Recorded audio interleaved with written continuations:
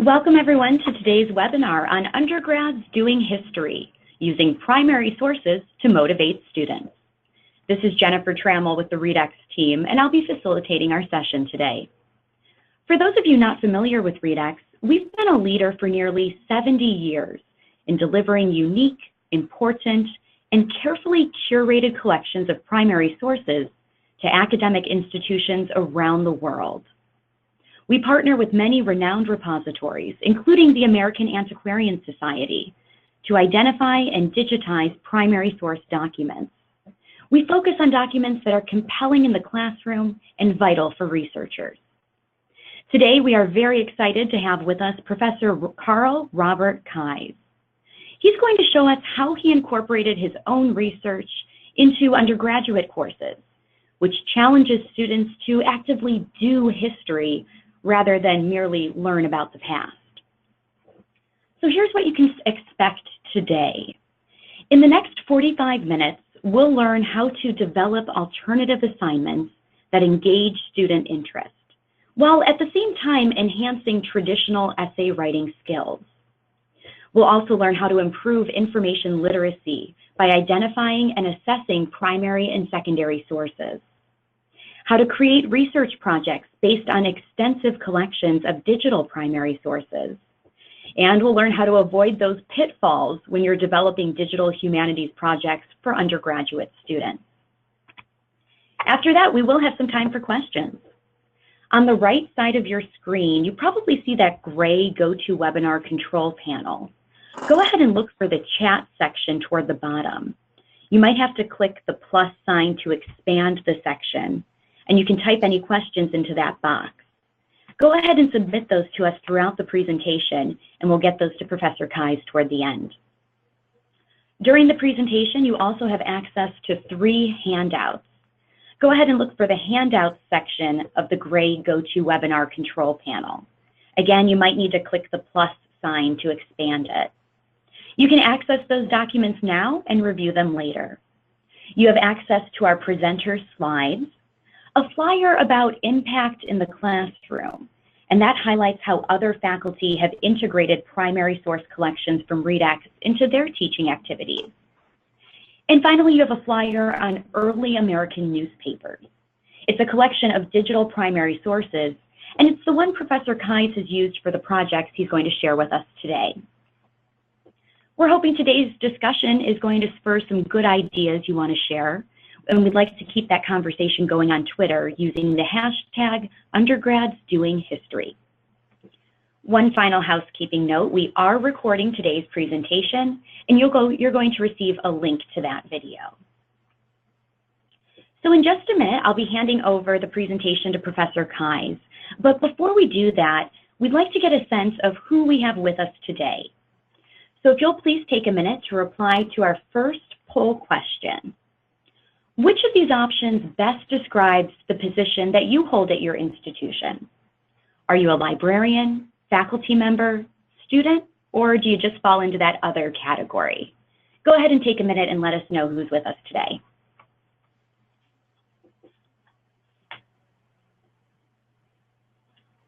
You see those results starting to come in. We'll give you another second to respond.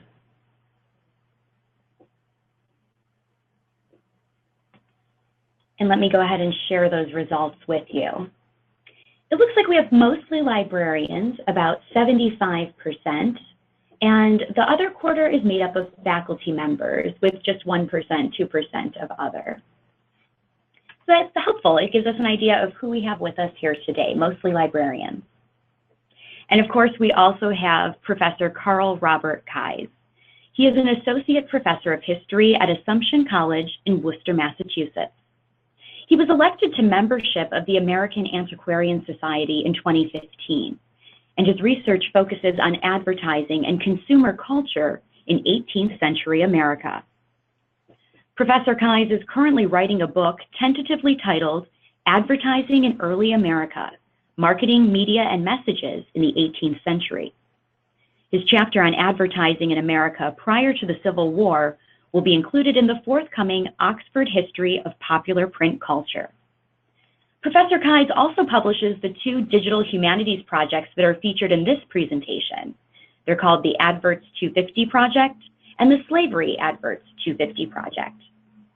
Professor Keyes, we are just thrilled to have you with us today, and I'm going to go ahead and hand control over to you.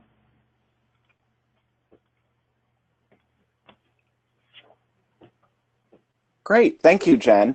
I'm so happy to be here today. I'm excited to share my digital humanities projects and the ways that I've incorporated student participation into several of the classes that I teach at Assumption College. I'd like to welcome everybody who's joining us today. Especially, I'd like to welcome my library and faculty colleagues affiliated with the DeMoore Center for Teaching Excellence at Assumption College who are participating in the webinar elsewhere on campus. As Jen mentioned, I operate 2 digital humanities projects based on my own research on advertising in 18th century America. And I'm showing you the URLs and contact information so that you can check some of those out when you have more time. Based on a spike in visitors in the last couple of days, I have a suspicion that some of you have already had a chance to explore these projects, but everybody's welcome to look at them in more detail later as well. What I'd like to do is spend some time telling you first about my digital humanities projects and then talk about the way that I've incorporated them into the classroom. And I especially want to underscore the excitement and the engagement that I get from students when I invite them to be junior colleagues, junior partners in participating in these projects. The Adverts 250 project features an advertisement every single day, an advertisement that was published exactly 250 years ago that day. And you can see the homepage as it appeared a couple of days ago. The advertisement comes from Readex's Early American Newspapers database, and I supplement it with a 300 to 500 word essay that provides historical context, analyzes the advertisement, talks about economics, politics, daily life in early America on an everyday basis. To supplement that part of the project, when it publishes in the morning, it automatically generates a Twitter announcement via my own feed that lets people know that new content is available and directs them back to the daily research blog. Later in the afternoon, I publish a second announcement that asks what was advertised in a colonial American newspaper 250 years ago today, and it includes the Adverts 250 hashtag so that people can follow back to previous advertisements as well. Now, this second announcement becomes a threaded tweet that I then post a reply in which I give a summary of what is covered in the longer essay that appears on the research blog. And then finally, I invite people to come to the research blog and see the longer essay and look at the advertisement in historical context. Now, how do I incorporate this into my classroom experience? Well, I realized that I had some really interesting materials here that undergraduates would probably find quite interesting as well. So I decided that when I was teaching courses on colonial America, revolutionary America, and public history, that I would ask them to become partners in this endeavor with me. And I had several goals that I wanted to achieve in that process. First of all, I wanted to help them to refine their writing skills, focusing on prose, style, argument, and evidence. Second of all, I wanted them to be able to make meaningful revisions to their written work, to not just submit an essay once, but to go through multiple drafts. I wanted to enhance their research abilities, which working with Readex American Newspapers, which is available via my college library's databases. This gave students an opportunity to work with primary sources and to do so intensively, working with a single primary source in quite great detail, doing close readings. I also wanted them to be able to assess a variety of sources, both print and internet sources, as they engaged in the research process and in the writing process as well. I wanted them to learn how to navigate databases of primary sources to better improve their information literacy. And I also wanted them to realize that they were part of a larger scholarly community, that the conversations that we were having in class were part of larger conversations that historians and other scholars and the American public more generally are having, certainly beyond our classroom. So how did I go about incorporating these particular learning goals and outcomes into the coursework by having students participate in the Adverts 250 project? I set up a variety of roles and responsibilities for each student. I renamed them as guest curators, giving them a title, gave them a sense of ownership, and made them realize that the work that they would be producing wouldn't just have an audience of one. It wouldn't just be me, the professor, who would be interacting with their work, but instead this would seem like more authentic work to them because they were taking on a professional role and they were producing work that would be consumed by larger audiences. So as part of their guest curator role, they were responsible, first of all, for writing a short autobiography that would be featured on the guest contributors page. We can see a couple of those biographies here. This is also helping my students to enlarge their web footprint. It helps them to point to work that they've done, high quality work that they've done, to potential employers and others who may be interested in the sorts of skills that they've developed during their undergraduate careers. Next, they're responsible for selecting 7 advertisements for goods and or services, one for each day that they serve as a guest curator. I think it's important to acknowledge at this point that so far the Colonial America, Revolutionary America, and Public History courses that I've used these projects in have been seminar-style courses. So I have the right number of students that there's enough time in the semester that each of them can serve as guest curator for an entire week. And so for the week that they are serving as guest curator, each student has to select their 7 advertisements.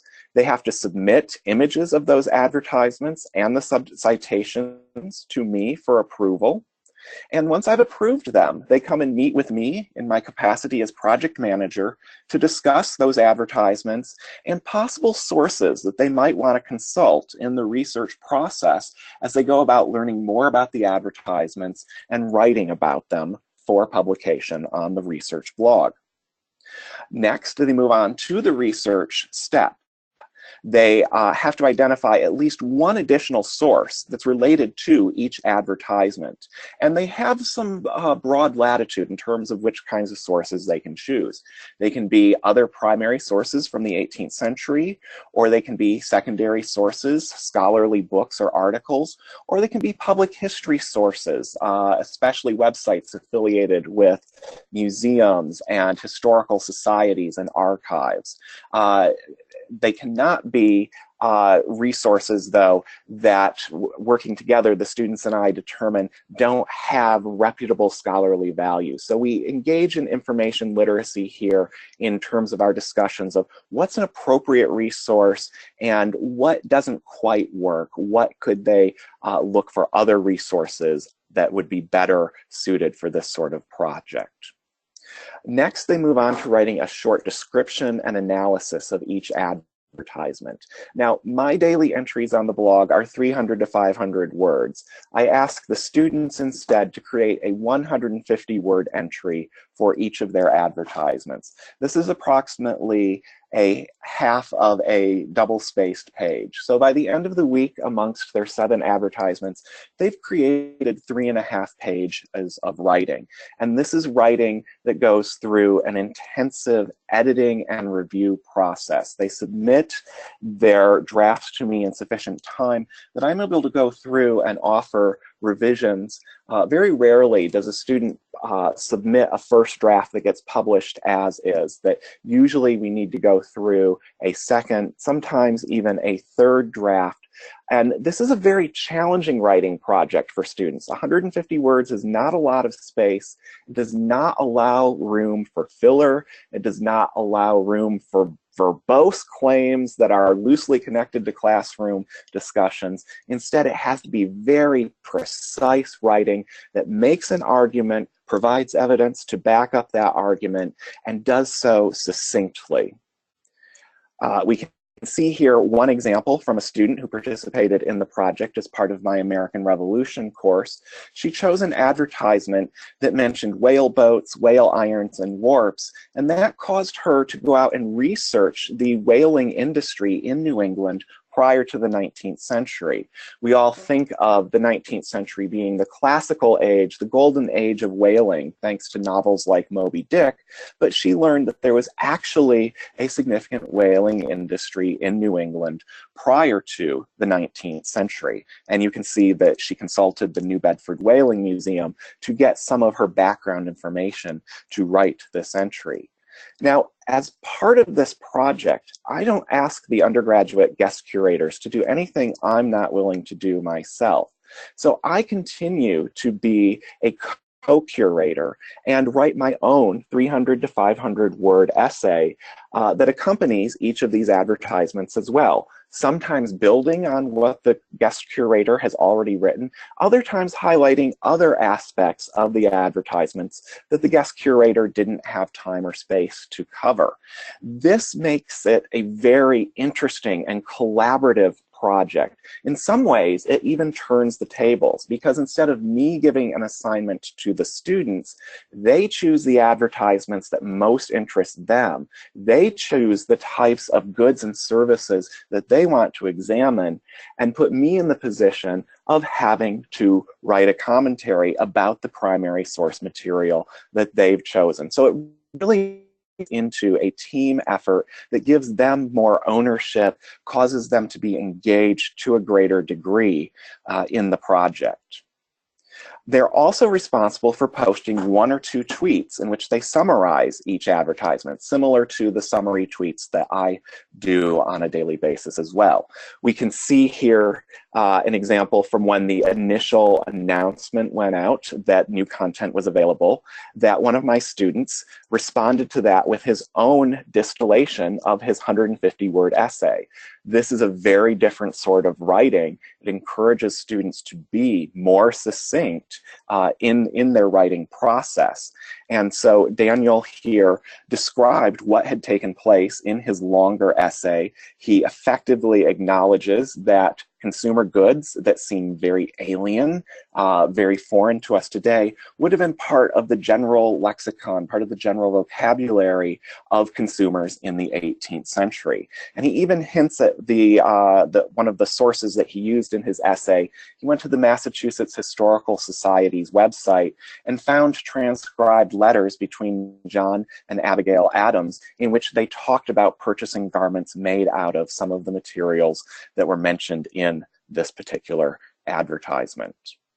And then finally, at the end of their week as guest curators, each student has to write a reflection essay on the project. I provide them with a list of sample questions that they may want to answer, having to do with what they learned about everyday life, economics, politics in early America, but also I ask them about the process of doing history, what they've learned about primary sources, what they've learned about the research process. And we can see here an example of one of those reflection essays. Those should be approximately 600 words. So that's approximately 2 double-spaced pages, again, giving students sufficient space to work through some of these ideas. So in the course of the week, they've generated approximately 6 double-spaced pages of writing, which makes it a solid replacement for a previous essay assignment that I've eliminated from the course. But wait, there's more. We couldn't really get through a presentation about advertising without that phrase, right? During the spring semesters, since those coincide with Assumption College's annual undergraduate symposium, I also require students to participate in that event and make a 10-minute presentation about the work that they've done on the project. So this is a way of getting them to participate in broader public conversations about the work that they've done and present their findings to audiences that don't always know as much about early American history as they do. So how has this gone over with students? I've gathered a couple of student responses that give us a representative sample of what students had to say at the end of this project. One student commented, The project pushed me to further my interpretation skills and ability to analyze primary sources. Another commented, just as this project has had challenges, it has also had many rewards. I've grown in confidence in my ability to write about history and take chances in my work, allowing myself to interpret what I read and see differently than how others may. Throughout the process, I've loved working with sources in online databases I have never seen before. Another student wrote, I am not only majoring in history, but also in education. This project has given me a lot of inspiration about what kind of work I want my future students to engage in. I've retained so much more information from this project than my usual history work. I was active in the process of finding information, which made it so much more valuable to me. And then one final comment from a student who wrote, when the Adverts 250 project was first assigned, and I discovered I would be the first guest curator, I felt intimidated and overwhelmed by the responsibility. Once I started to explore the digitized newspapers and select my advertisements, the project became fun and much less overwhelming. I have acquired a greater knowledge of colonial and Revolutionary era America, as well as many new techniques for reading and analyzing sources. During this experience, I have faced many challenges along the way. However, the result has been extremely satisfying. And that seems to be the general takeaway that most students have, that they gain a real sense of accomplishment because they can see that they have produced something that other people are also engaging with, and that we are creating as an entire class rather than it being just an essay that they're turning into me and that's the end of it. Jen, I think that we've hit the point that we're ready for another poll question. We sure are. Well, I just love how you empower your students as guest contributors. You really get them to take pride and take ownership in their work. So now that our audience has had the opportunity to hear about one of your projects using primary sources, we'd like to get a better idea of everyone's personal experience. So let me launch the next poll question here. Help us understand how you have used primary sources in the last year, and check all of the ones that apply. Did you help students find primary sources for an assignment? Did you require them to use it for an assignment that you put out there? Maybe you use them as part of a presentation or a lecture, as part of bibliographic instruction, or for your own research. We see some results coming in. And while you guys are answering, Professor Keyes, we have a question that came in here. How long did it take you to create each digital project? And on top of that, what new skills did you need to acquire that aren't part of the traditional historian's training? Okay, so how long did it take to create each project? I have to acknowledge that I had some help with these. I participated in a week-long seminar called the Digital Antiquarian Workshop at the Antiquarian Society, the American Antiquarian Society, a couple of years ago. So as a novice to digital humanities, that gave me a real introduction. And I've also worked closely with their Director of Digital Initiatives, Molly O'Hagan-Hardy, who gave me a lot of pointers along the way about what sorts of software I should use and other helpful suggestions there as well.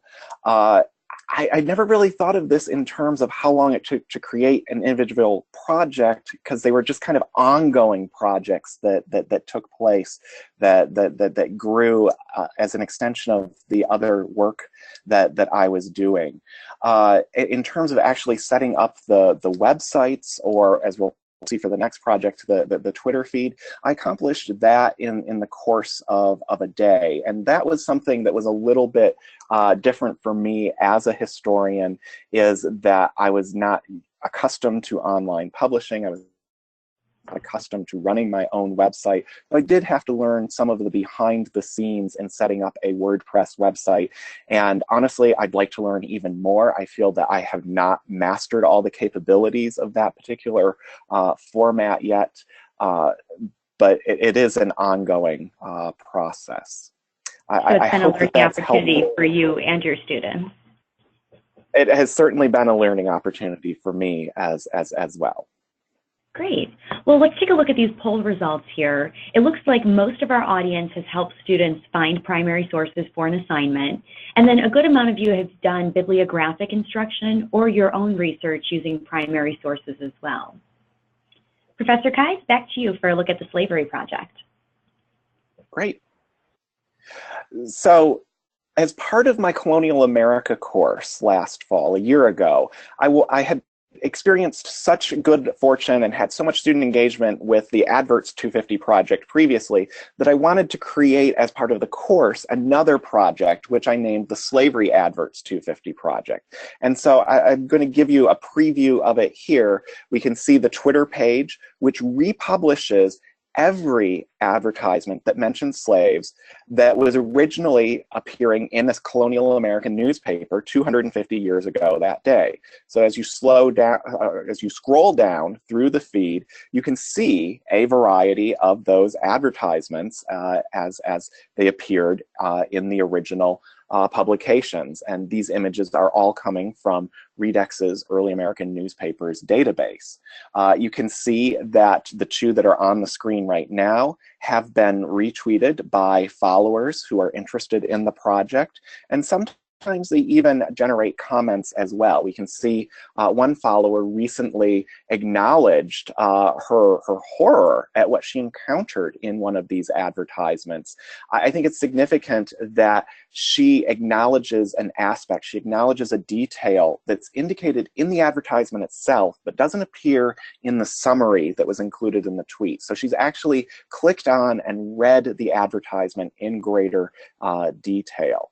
A final part of the project that I wanted to mention as well is because Twitter is so ephemeral, because those advertisements just can scroll by and a day later they're far down the Twitter feed. I also have created on the original Adverts 250 page a daily digest. And so you can see the announcement here that if somebody were to click on that link, it would take them back to the daily digest that has all of the slavery advertisements for that particular day.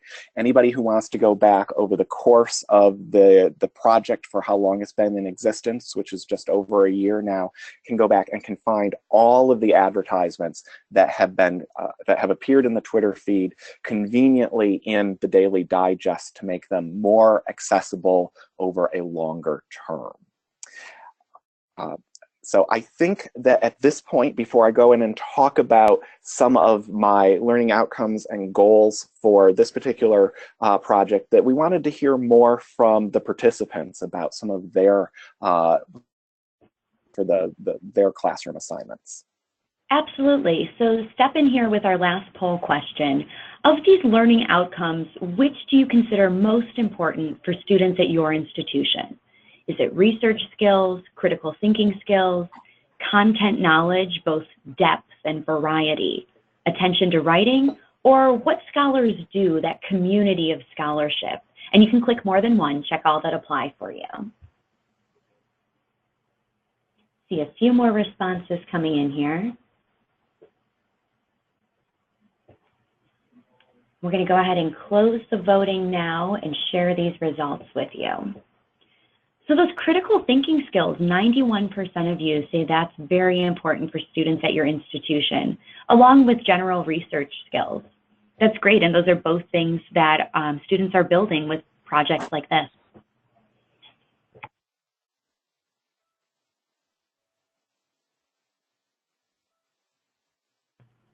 All right, let me close that there. Professor Kais, we should be back on your slides now. Excellent. So let's talk about some of the intended learning outcomes and goals for the Slavery Adverts project. First of all, I also want to enhance their research abilities with this project, just as they do with the other project. But one of the differences here is that I'd like them to work extensively with multiple primary sources rather than intensively on a single advertisement. I want them to be able to look through newspapers, several newspapers, many newspapers published during a single week to identify which sources are relevant to the particular research project they're working on. And I want them to be able to recognize patterns or common characteristics shared amongst multiple primary sources, to look at those advertisements and see if they recognize any commonalities amongst them. Once again, they should learn how to navigate databases of primary sources, and they should also be participating in conversations beyond the classroom, realizing that they are part of a larger scholarly endeavor that's taking place. So how do we go about accomplishing this? Once again, each student serves for a week as a guest curator for the Slavery Adverts 250 project. It's a different week than they are a guest curator for the other project. We don't want to overwhelm them with too much responsibility. And during this week, they're responsible for identifying every advertisement that mentions one or more slaves that appeared in 18th century newspapers 250 years ago that week. They are responsible for gathering the digital copies, printing them out, and then on the hard copies, highlighting, very clearly highlighting which advertisements should be included and submitting those to me to be reviewed. I go through, make sure that they haven't missed any, sometimes supplement some that they've overlooked, disqualify some that might be for an indentured servant and weren't for a slave, but engage in the collaborative quality control overview of their work. They're also responsible for generating the first draft of a table that indicates how many advertisements concerning slaves appeared in each newspaper. And these become part of the project on the Adverts 250 website at the end of the week. We can see here the first of those two tables gives a day-by-day account of how many advertisements and the genre of advertisement.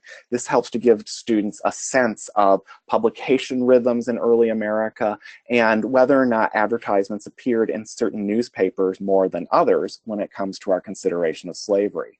The second table that we generate has a regional component to it.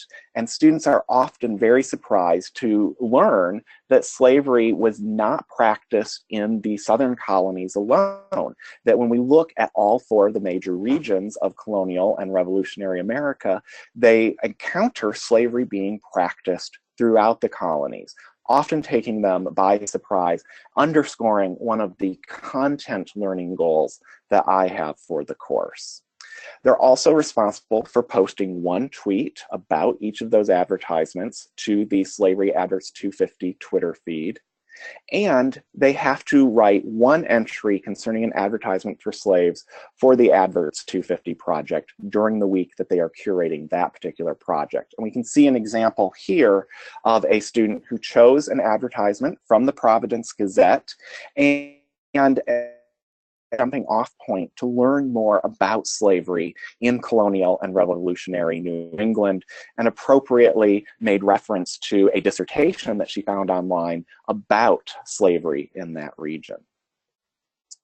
We also use these advertisements, once we've gathered all of them together, as a means to further investigate some of the secondary sources. Before students even go out and work on this project, I have them read David Waldstreicher's article, Reading the Runaways, about slavery advertisements that appeared in newspapers published in the Middle Atlantic. He identifies 4 attributes that were common to advertisements for runaways in that region.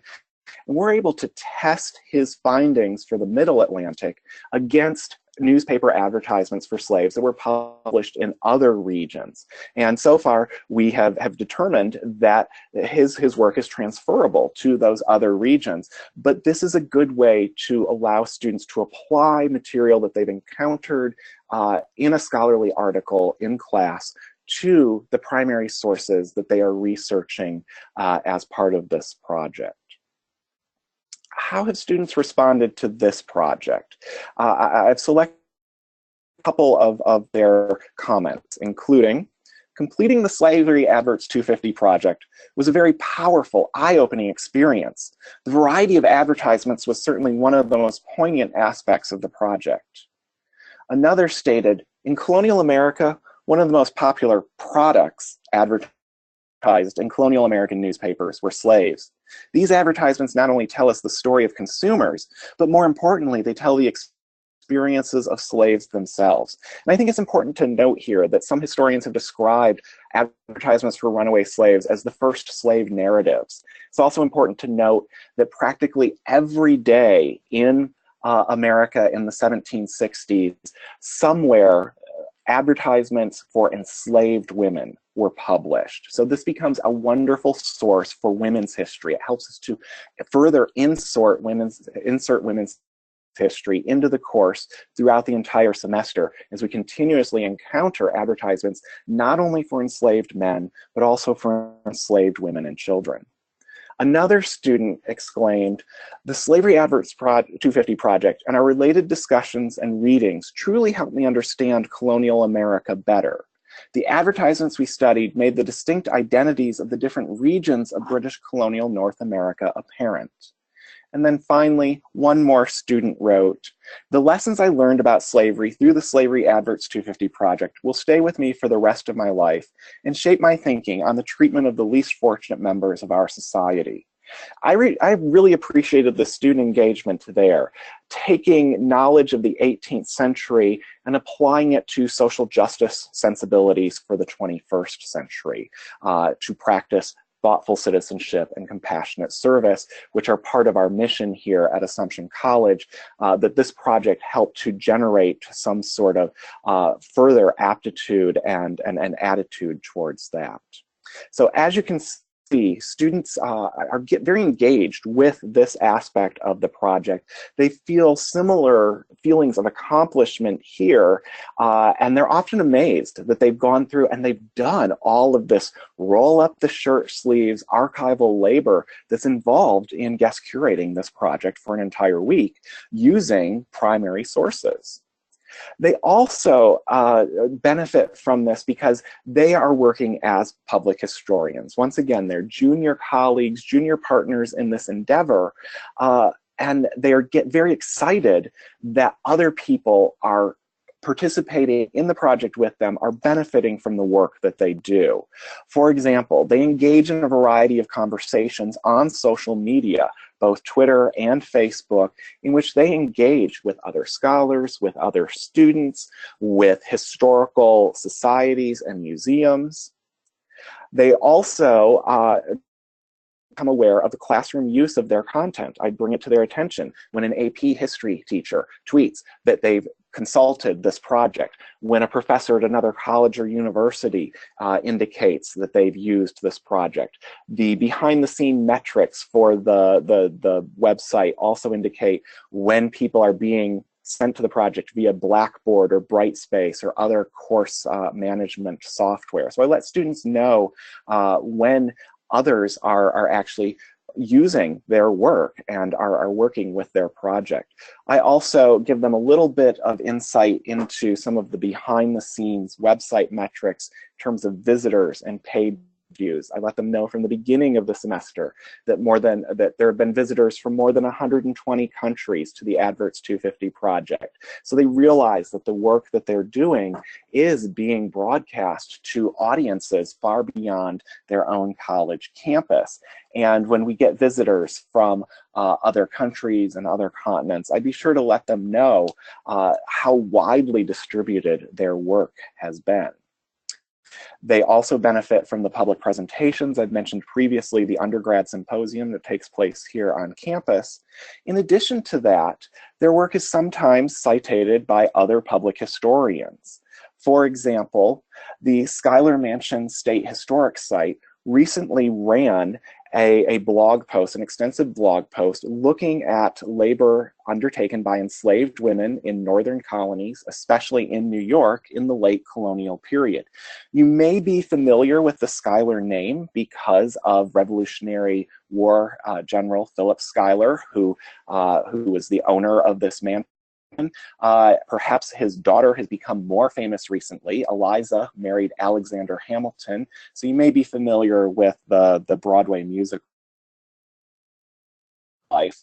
The Schuyler Mansion State Historic Site recently used the Adverts 250 project, and especially the Slavery Adverts 250 project, extensively in the research that they did to write their post about enslaved women's domestic labor in New York in the late 1760s. They used the Slavery Adverts 250 project as a supplement to their own collections that helped them to tell their story. Very quickly, I know that we're running short on time, I'd like to introduce you to the interface, to the homepage for Readex's America's Historical Newspapers. Some of you may already have used this resource, some of you may already be familiar with it, but I wanted to show you some of the information literacy work that I undertake with students. That I introduce them to the homepage.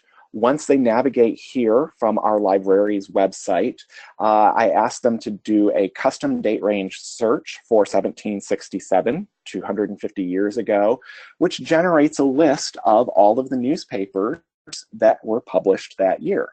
When they click on any one of those individual titles, it takes them to a calendar showing the days that newspapers were published and allows them to click through to the actual newspaper itself.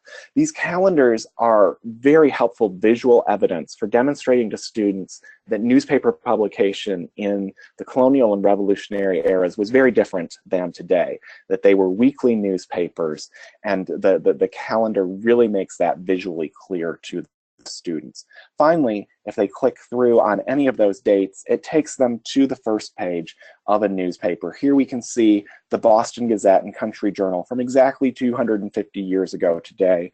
And I chose this particular issue at this particular newspaper because it has news content and advertisements both on the first page. So I wanted us to be able to see both of those. As the final part of my presentation today, before we move into more questions, I'd like to acknowledge some of the challenges and give some suggestions. First of all, be prepared to sacrifice some of the narrative and content. This is a major project. Both of these are major projects that I've asked my students to undertake. That means that we spend so much time working on them inside and outside of class that I've had to eliminate some of the reading assignments that we might have otherwise done. I still argue that we get a broad introduction to colonial America and revolutionary America, but some of the articles that I've previously assigned have had to be removed from the course as a result. So you need to be conscious of that and plan carefully, make selections about what you think is most important. Also, please schedule sufficient time in class for training and allow time in class for updates throughout the semester. Students are largely unfamiliar with some of these digital resources. They need help learning how to navigate them. I usually put aside one entire class session to doing a tutorial on using the early American newspapers database, leading them through strategies that would be helpful to them for the Adverts 250 project, and a different set of strategies that would be helpful for the Slavery Adverts 250 project. Based on the nature of the research project, there's different methods of working through the database.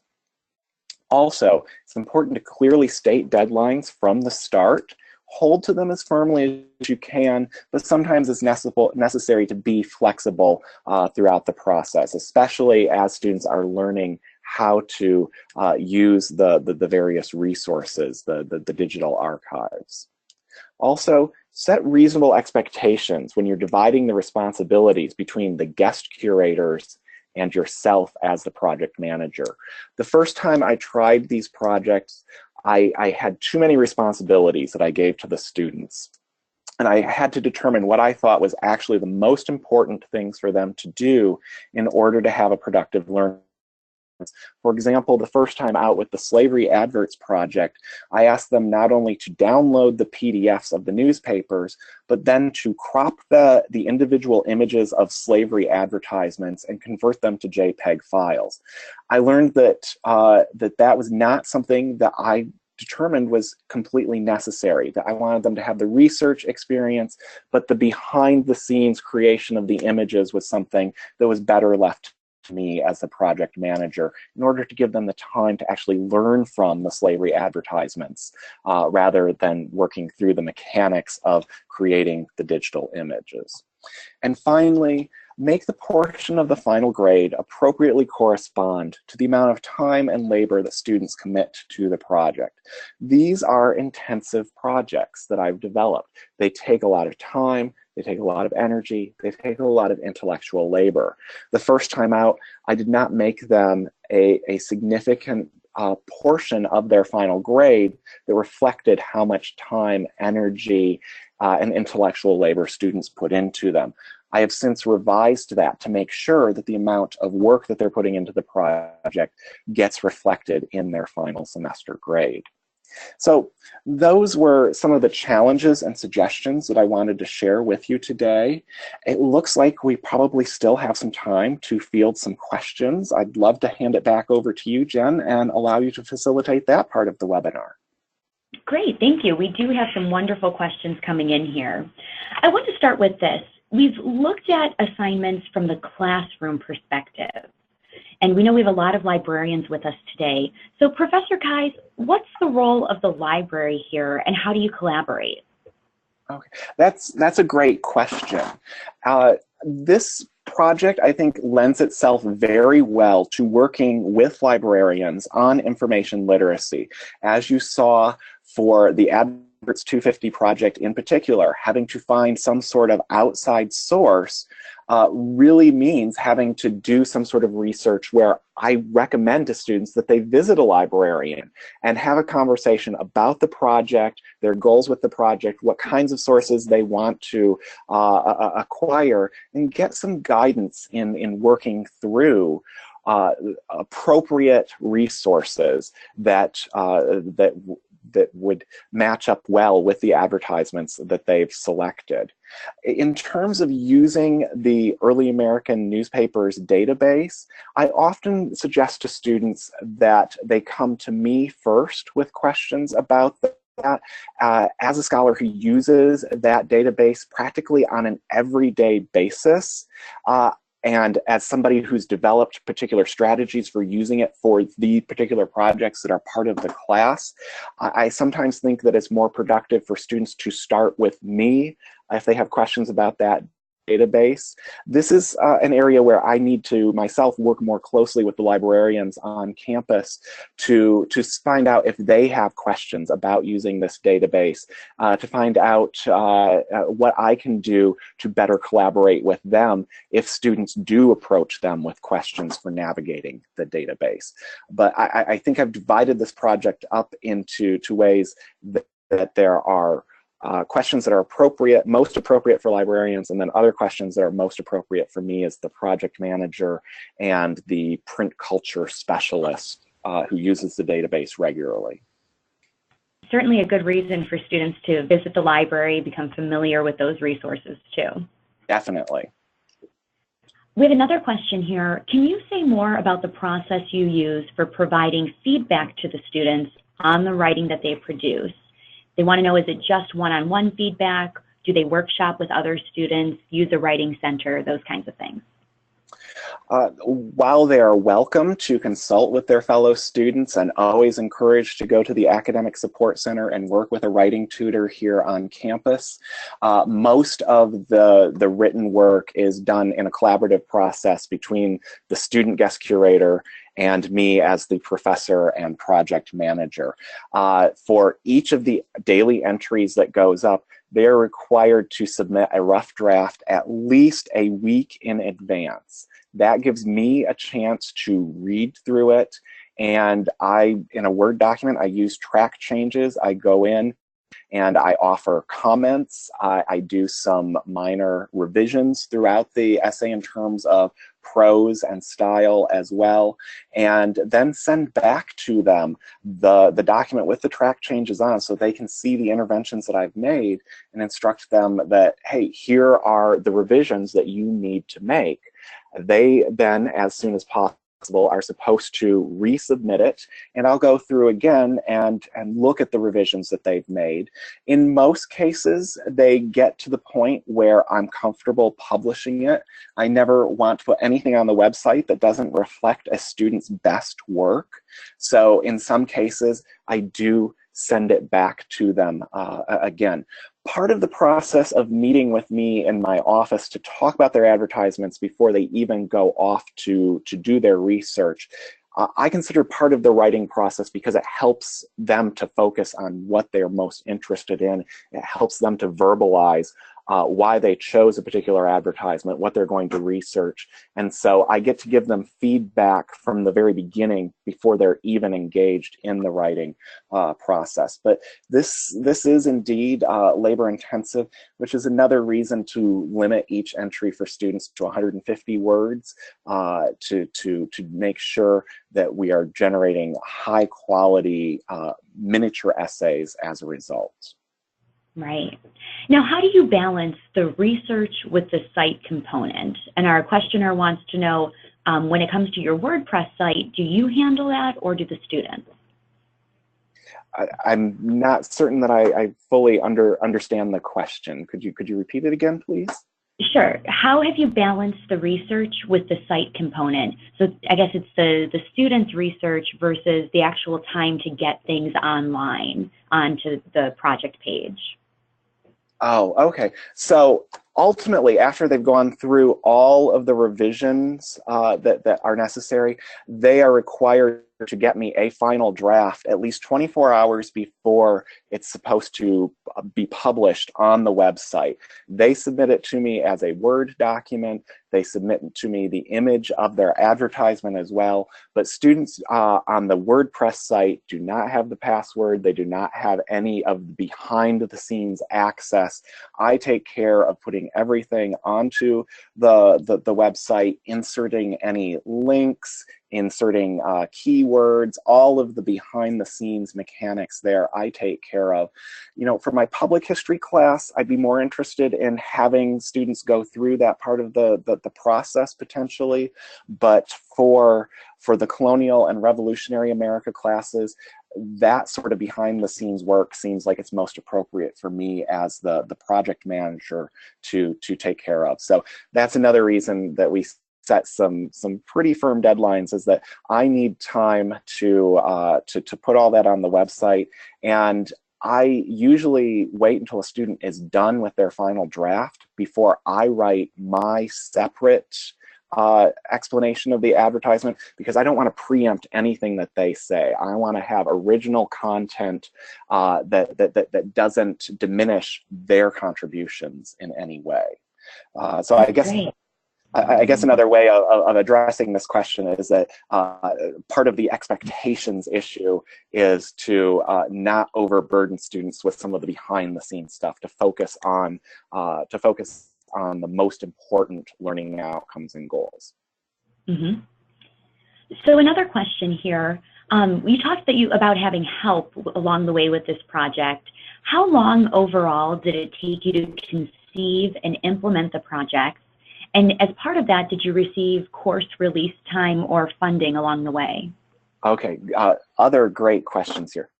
The original Adverts 250 project was inspired by a course project that Professor Joe Edelman, who's a fellow early American historian at Framingham State University here in Massachusetts, that he did with his undergraduate courses for the 250th anniversary of the Stamp Act. They traced day by day, using newspapers from early American newspapers, colonial reactions to the Stamp Act. And they had a Twitter feed about that. And I was looking at that and I was very impressed with the work. And I said, you know, there are advertisements every day in colonial America.